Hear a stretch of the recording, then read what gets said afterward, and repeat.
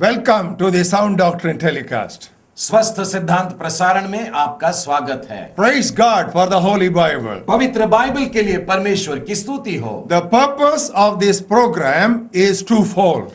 इस कार्यक्रम का उद्देश्य दो बातों में बता सकते हैं। Number one, to help you escape the floods of false doctrine. पहली बात तो ये कि झूठी शिक्षाओं की जो बाढ़ आई है उससे आपको बचा लें। Number two, to enable you to embrace the sound doctrine of God's word. और दूसरा ये है कि परमेश्वर के वचन में जो खरा उपदेश है उसे आप ग्रहण कर सको। Under God, I prepared 200 corrective Bible lessons from the beginning of Christian life to the end of physical life.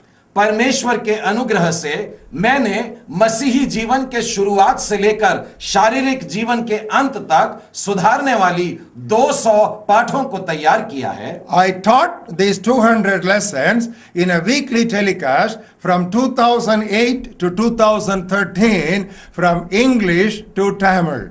और सन 2008 से 2013 के बीच में साप्ताहिक प्रसारण के दौरान अंग्रेजी से तमिल में इन बातों को मैं सिखाता रहा हूं। I always preach and teach in English with simultaneous vernacular translation. और मैं अक्सर अंग्रेजी से वहां की स्थानीय भाषा के अनुवाद के साथ में इन बातों का प्रचार और शिक्षा देता आया हूं। But now God has guided me to make these lessons available to you directly in Hindi. परंतु अब परमेश्वर ने मेरा मार्गदर्शन किया है कि मैं इन पाठों को सीधे आपके लिए हिंदी में ला सकूं। But I cannot speak Hindi. परंतु मैं हिंदी बोल नहीं पाता हूं। But I have my friend here, Mr. Sudhanshu Kadam, who will teach these lessons to you on my behalf in Hindi. परंतु यहां मेरे साथ में मेरे मित्र भाई सुधांशु कदम हैं जो मेरे बदले आपको इन्हीं पाठों को हिंदी में सिखाएंगे। Here is brother Sudhanshu Kadam. God bless you.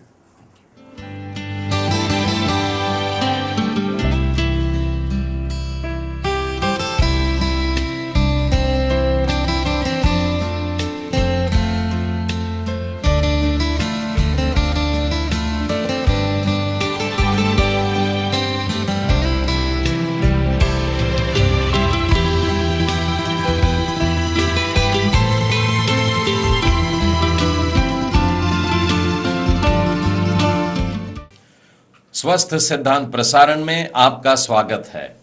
परमेश्वर पिता की स्तुति हो कि इस कार्यक्रम के द्वारा हम अपने जीवन के लिए लगातार सुधारने वाली शिक्षा को ग्रहण कर पा रहे हैं। परमेश्वर की कृपा से अब तक हम लोगों ने 13 भिन्न विषयों पर मनन किया है और आज हम 14वें विषय की तरफ बढ़ने वाले हैं। अब तक हम लोगों ने जिन विषयों को देखा है उनको याद करेंगे, जैसे कि पश्चाताप का विषय था, प्रार्थना का, बाइबल मनन का, दान करने का, आराधना कैसे करना है और शैतान से युद्ध के विषय में भी देखा, सोच विचार कैसे करना है और विश्वास का भी विषय देखा, सहभागिता के बारे में देखा, पवित्रता के बारे में, बढ़ने के बारे में। इस प्रकार से अलग अलग विषयों पर हम लोगों ने मनन किया है। साथ ही हर एक विषय पर हम लोगों ने नकारात्मक दृष्टिकोण रखा था, अर्थात विश्वास कैसे न करें, पवित्र कैसे न बने, कैसे न बढ़ें, आराधना कैसे न करें।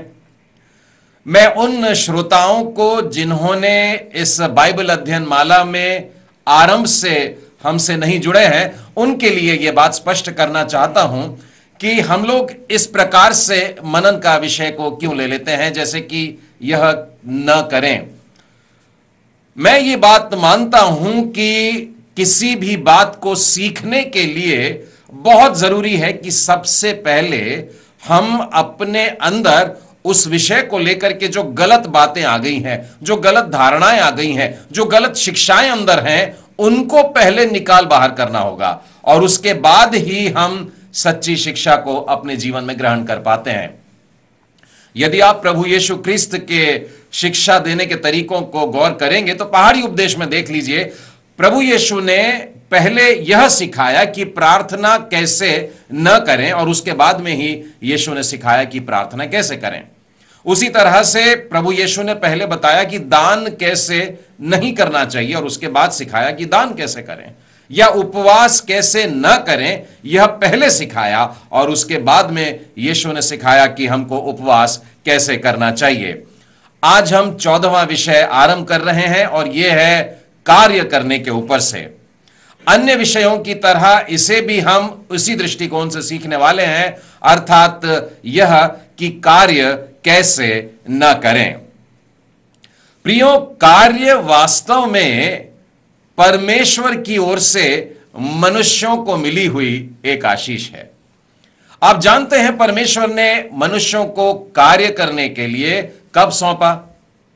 आप उत्पत्ति की पुस्तक में अगर आए और उसके दूसरे अध्याय में देखेंगे, उसके 15वें वचन में लिखा है कि तब यहोवा परमेश्वर ने आदम को लेकर अदन की बारी में रखा। और क्यों रखा? देखिए वचन में क्या लिखा है कि वह उसमें काम करे और उसकी रक्षा करे।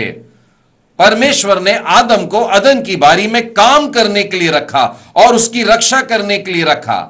और मैं एक बात पर गौर करता हूं कि परमेश्वर ने मनुष्यों को जो कार्य सौंपा, यह मनुष्यों के पतन के पहले की बात है। मनुष्यों का पाप में गिरना 3 अध्याय में हम लोगों को पढ़ने को मिलता है, लेकिन परमेश्वर ने कार्य पहले ही हमको सौंप दिया था। और पाप हो जाने के बाद भी जब मैं देखता हूं कि मनुष्यों को श्राप दिया गया, तब भी श्राप कार्य को नहीं दिया गया था। अगर आप 3 अध्याय में गौर से देखें तो वहां पर लिखा है भूमि तेरे कारण शापित है। ये जो पृथ्वी है वो तेरे कारण शापित हो गई है, परंतु परमेश्वर ने कार्य को तब भी श्रापित नहीं किया। ये बातें जो आज से हम लोग आरंभ करने वाले हैं, इसकी एक थोड़ी सी पृष्ठभूमि के रूप में भी मैं आप लोगों को कुछ याद दिलाना चाहता हूं, बताना चाहता हूं। मैं नहीं जानता आप में से कितने लोग मेरे बारे में यह जानते हैं कि मैं मूल रूप से एक निर्माण अभियंता हूं। इस विषय में मेरे कॉलेज की पढ़ाई मुझको करीब 7 वर्ष तक मिलती रही और उसके बाद इसी कार्य से, मतलब निर्माण कार्य से मैं करीब 5 वर्ष जुड़ा रहा और कुल मिलाकर के इमारतों के निर्माण कार्य में लगभग 12 वर्ष का अध्ययन काल और कार्य में पूरी तरह से जुड़ा रहा। पूर्णकालीन सेवकाई में आने के बाद भी मेरा यह कार्य बंद नहीं हुआ और कई एक मिशनरी इमारतों को तैयार करने के लिए भी मैंने परिश्रम किया।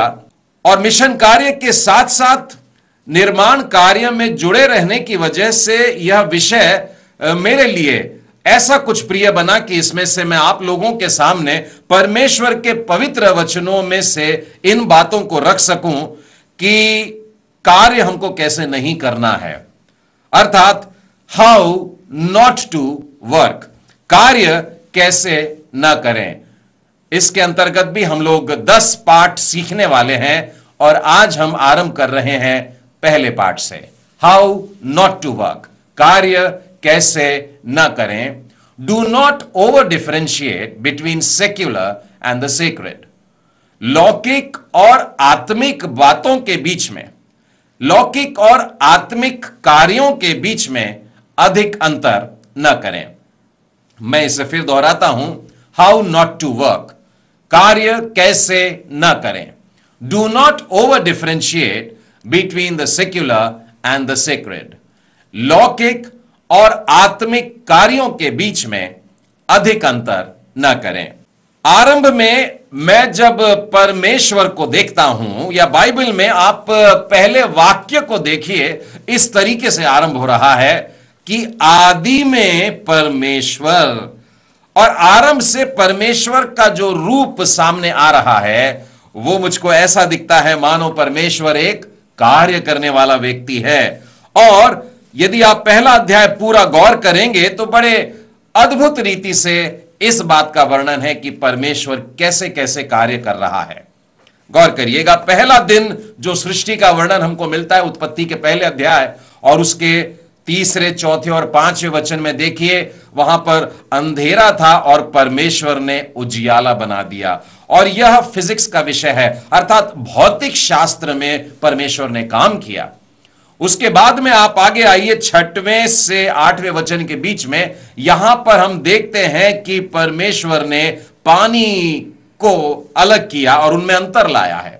यह विषय है हाइड्रोलॉजी का, जल विज्ञान का, और परमेश्वर ने इस विषय को लेकर भी काम किया है।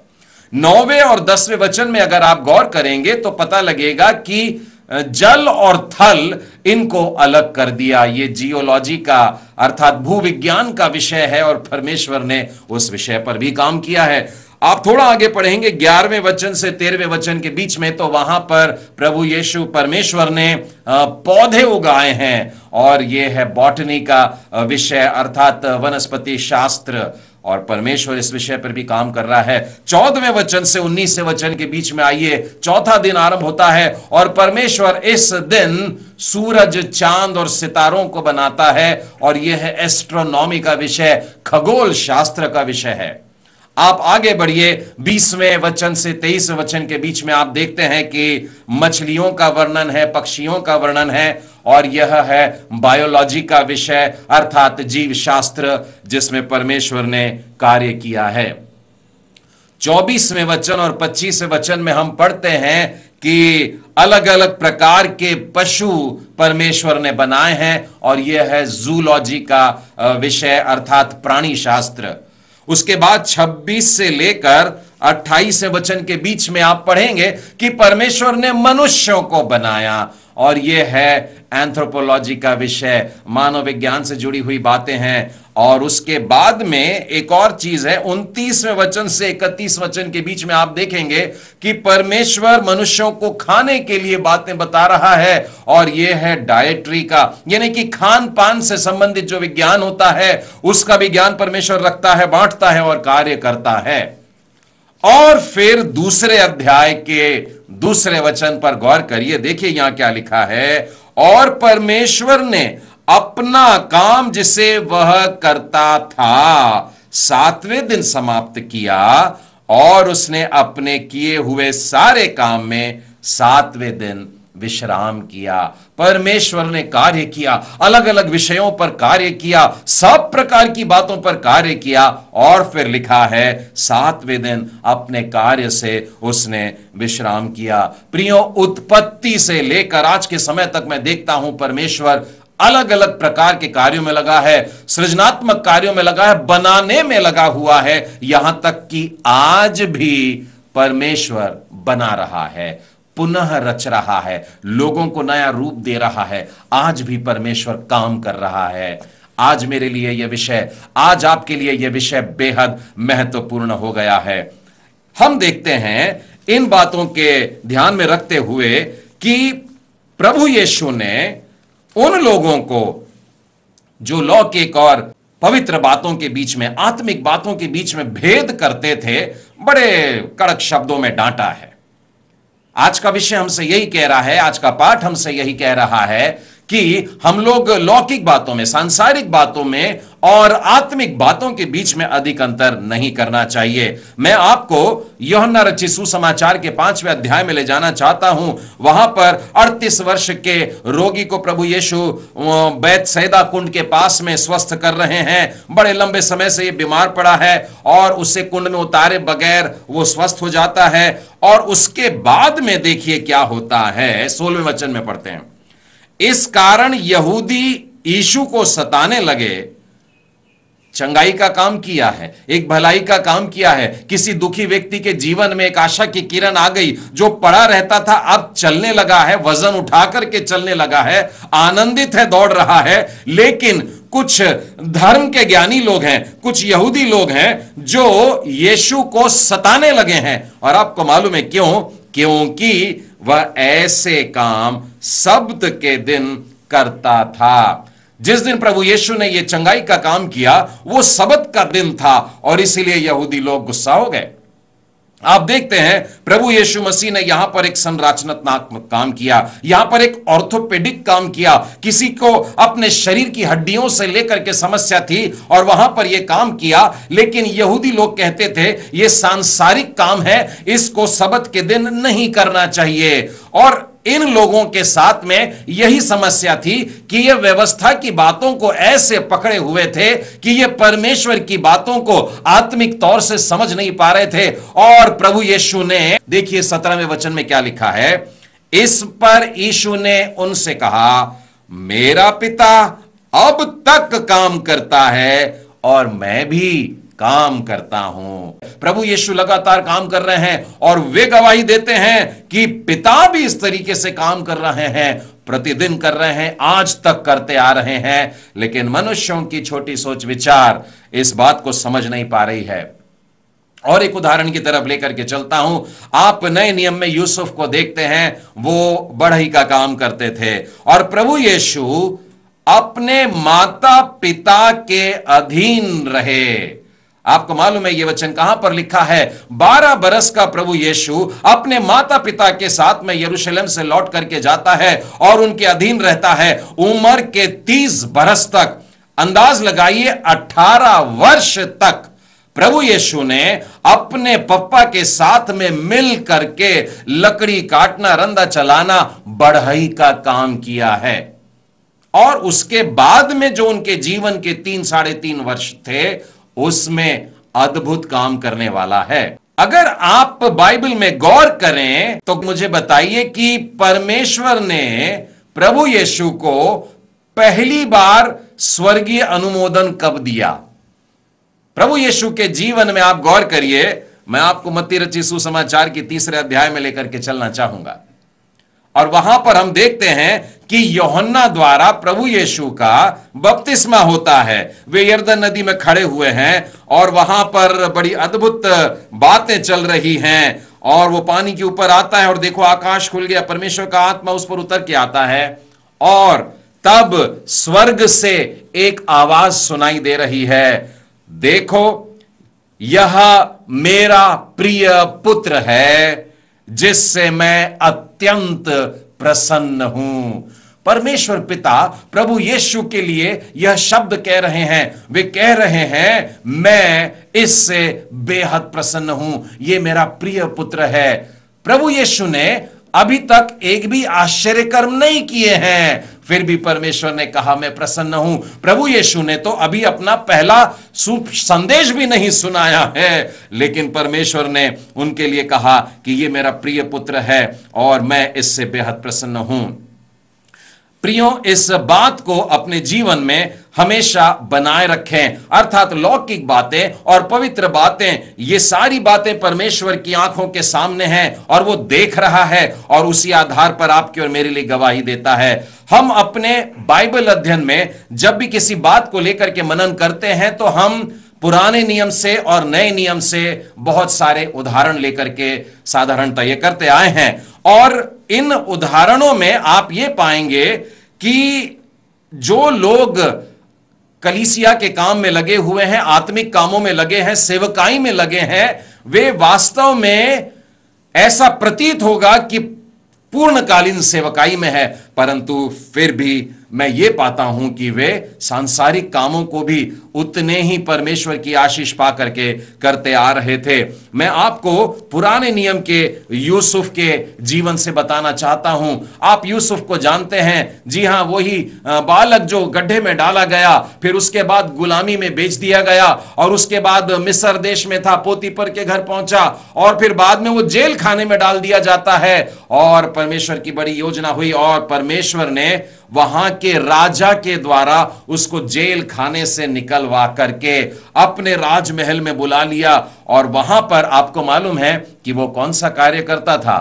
परमेश्वर ने उसको अन्न वितरण और कृषि विभाग का महासचिव बना दिया। आप जानते हैं कि उसके साथ में क्या हुआ? वो राजा का स्वप्न बताने के बाद राजा प्रसन्न हुआ। इस कारण फिरौन कहता है, तू मेरे घर का अधिकारी होगा और तेरी आज्ञा के अनुसार मेरी सारी प्रजा चलेगी। और यूसुफ ने उन 7 वर्षों के सब प्रकार का भोजन वस्तु जो मिस्र देश में होता था जमा करके नगरों में रखता चला गया। जब 7 वर्ष जो अकाल के पहले वाले थे वो भरपूरी के वर्ष थे, उसमें अन्न जमा करने लगा। इस प्रकार यूसुफ ने अन्न को समुद्र की बालू के समान अत्यंत बहुतायत से राशि राशि गिन के रखा, यहां तक कि उसने उनका गिनना छोड़ दिया क्योंकि वे असंख्य हो गए। यूसुफ काम में लगा था। संसार की दृष्टि पर यह बिल्कुल लौकिक काम है, लेकिन परमेश्वर की दृष्टि से यह बहुत खास काम था जो यूसुफ ने यहां पर के किया है। पुराने नियम में एक और उदाहरण आप लोगों के समक्ष रखना चाहूंगा, और वो है नहम्याह का उदाहरण। आप जानते हैं नहम्याह यरूशलेम नगर की शहर पनाह को बनाने के लिए परमेश्वर की ओर से चुना गया, और जब वो चुना भी गया तब आप जानते हैं वो कौन था। नहम्याह की पुस्तक और उसके पहले अध्याय के 11वें वचन में, उस अध्याय के आखिरी वचन के आखिरी वाक्य को पढ़ करके देखिए।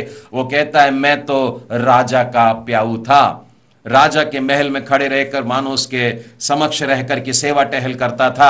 आज के दृष्टिकोण में अगर देखें तो किसी बड़े व्यक्ति का पर्सनल असिस्टेंट होता है, जैसे पीए होता है, वैसे ही वो एक सरकारी काम में लगा हुआ था और परमेश्वर ने वहां पर से उसको काम सौंपा है। हम दानियल को अगर देखें, आप बताइए दानियल कौन था? क्या वो प्रचारक था? जी नहीं। क्या वो याजक था? बिल्कुल नहीं। परमेश्वर ने दानियल को संसार का यह काम दिया था कि वो बेबीलोन के प्रांत का हाकिम था, वो बेबीलोन का गवर्नर था, वहां पर वो प्रशासक था और वहां पर उस कार्य को वो कर रहा था। अगर आप जकरिया की पुस्तक को देखें तो आप पाएंगे कि जरुब्बाबेल के साथ में क्या होता है। जी हां, ये वही जरुब्बाबेल है जिसके लिए परमेश्वर का यह वचन हुआ कि न तो बल से और न शक्ति से, पर मेरी आत्मा के द्वारा ये कार्य होने वाला है। और एक बड़ा कार्य होने वाला था, और आप जानते हैं वो कौन सा कार्य है, और वो है यरूशलेम में मंदिर का पुनः निर्माण। और यदि आप गौर करें तो आपको पता लगेगा, 9वें वचन में देखिए लिखा है, जकरिया के 4थे अध्याय और 9वें वचन में, जरुब्बाबेल ने अपने हाथों से इस भवन की नींव डाली। यानी कि वो एक निर्माण कार्य में लग रहा है। जरुब्बाबेल भी जो है, ये भी ना तो कोई याजक था, ना कोई प्रचारक था, परंतु एक निर्माण कार्य करने वाला, और उसने उस मंदिर की नींव डाली। और परमेश्वर उसके विषय में यह वाक्य भी कहता है, कितना प्यारी बात है, और वही अपने हाथों से उसको तैयार भी करेगा। मंदिर की नींव भी डाला, मंदिर भी खड़ा किया। कार्य को पूरा करने के लिए परमेश्वर इस व्यक्ति को चुनता है। और एक और बड़ा प्यारा वाक्य लिखा है, अगर आप 10वें वचन के आगे देखें, यहोवा सारी पृथ्वी पर दृष्टि करके साहुल को जरुब्बाबेल के हाथ में देखेगा। परमेश्वर चाहता है कि संसार में रहते हुए हम केवल आत्मिक बातों से ही न लगे रहें। परमेश्वर ने हमको कुछ ऐसे काम भी दिया है जो साधारणता ऐसे लगेगा कि एकदम सांसारिक काम है, लेकिन आज का पाठ हमको सिखा रहा है कि लौकिक और आत्मिक कार्यों के बीच में हमको अधिक अंतर नहीं करना चाहिए। हम जानते हैं कि यही जरुब्बाबेल बाद में यहूदा प्रांत का हाकिम बन जाता है, वहां का गवर्नर, अधिपति करके बन जाता है। मैं आपको पुराने नियम में निर्गमन की पुस्तक में ले चलता हूं और उसके 35वें अध्याय से एक और उदाहरण बताता हूं। यहां पर 30वें वचन के आगे लिखा है यहूदा के गोत्र वाले बसलेल के बारे में। जी हां, देखिए परमेश्वर कैसे कैसे टैलेंट्स देता है। बसलेल को परमेश्वर के आत्मा से ऐसा परिपूर्ण किया गया कि वह सब प्रकार की बनावट के लिए उसको ऐसी बुद्धि, समझ और ज्ञान मिला कि वह कारीगरी को युक्तियां निकालकर सोने, चांदी और पीतल में, और जड़ने के लिए मणि काटने में और लकड़ी पर नक्काशी करने में, वरन बुद्धि से सब भांति की निकाली हुई बनावट में काम कर सके।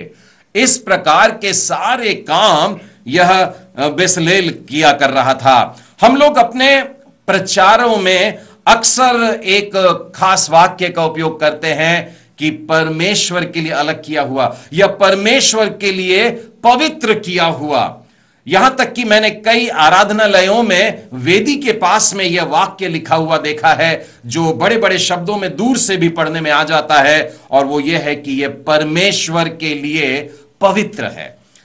यह वाक्य हमें बाइबल में कहां मिलता है? मैं फिर एक बार जकरिया की पुस्तक में आपको लेकर के चलता हूं, और उसके 14वें अध्याय में देखिए क्या लिखा है।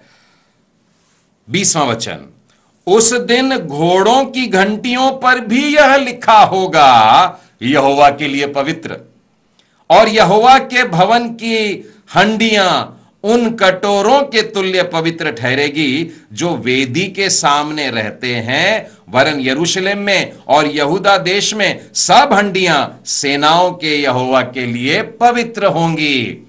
एक बार फिर से इस वचन पर गौर करिए कि परमेश्वर के लिए पवित्र कौन कौन सी चीजें हैं, कौन कौन सी बातें हैं।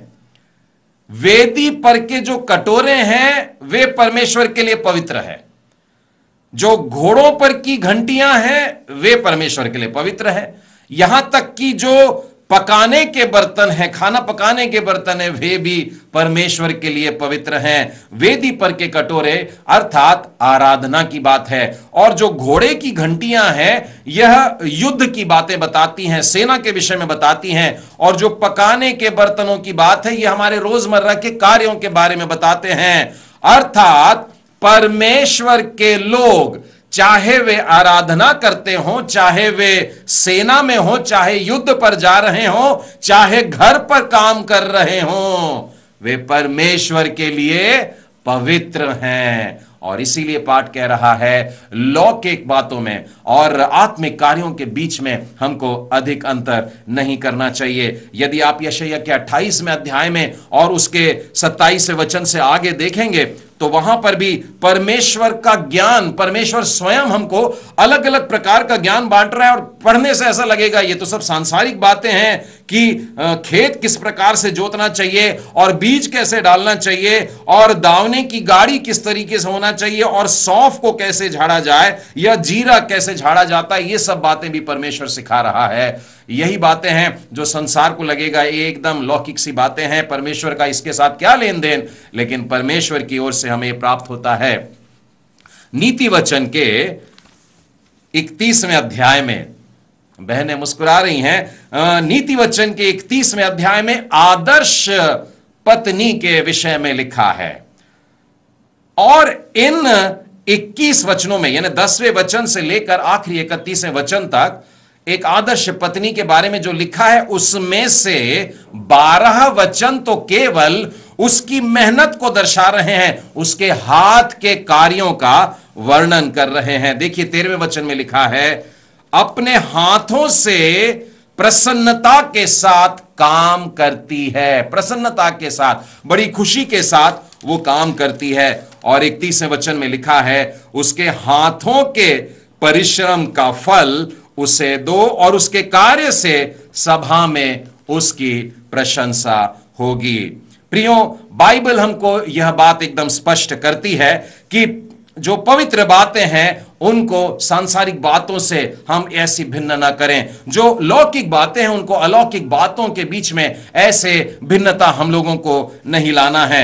और ऐसे उदाहरण केवल पुराने नियम में ही नहीं, हम नए नियम में भी पाते हैं। यदि आप पौलुस प्रेरित का जीवन देखें, वो अपनी दूसरी मिशनरी यात्रा पर था, वो कुरिन्थुस में पहुंचता है, अक्विला और प्रिस्किल्ला के घर में पहुंचता है, और लिखा है वो उनके घर में ठहरा, और आपको मालूम है क्यों ठहरा, यह भी लिखा है, और उसका और उनका एक ही उद्यम था। ये दोनों भी लोग जो थे, अक्विला प्रिस्किल्ला, ये तंबू बनाने वाले लोग थे, और पौलुस जो था वो भी तंबू बनाने वाला व्यक्ति है। दोनों का उद्यम एक ही है, और लिखा है वो उनके घर में रहने लगा और साथ साथ मिलकर वे लोग तंबू बनाया करते थे, अर्थात संसार में का काम किया करते थे। पहला कुरिन्थी और उसके 10वें अध्याय के 31वें वचन में लिखा है, इसीलिए तुम चाहे खाओ, चाहे पियो, चाहे जो कुछ करो, सब कुछ परमेश्वर की महिमा के लिए करो। हम जो भी करें परमेश्वर की महिमा के लिए। कुलूसियों के 3 अध्याय के 23वें वचन में लिखा है, जो कुछ तुम करते हो तन मन से करो, यह समझकर कि मनुष्यों के लिए नहीं परंतु प्रभु के लिए करते हो, तब तुम प्रभु मसीह की सेवा जो करते हो इसके लिए आशीष पाओगे। प्रियो, आज का पाठ हमें यह स्पष्ट कह रहा है और हमसे कहता है लौकिक और अलौकिक बातों के बीच में भेद न करें। हाउ नॉट टू वर्क, कार्य कैसे न करें। Do not over differentiate between secular and sacred, लौकिक और आत्मिक कार्यों के बीच में अधिक अंतर न करें। परमेश्वर पिता आप सबों को आशीष दे।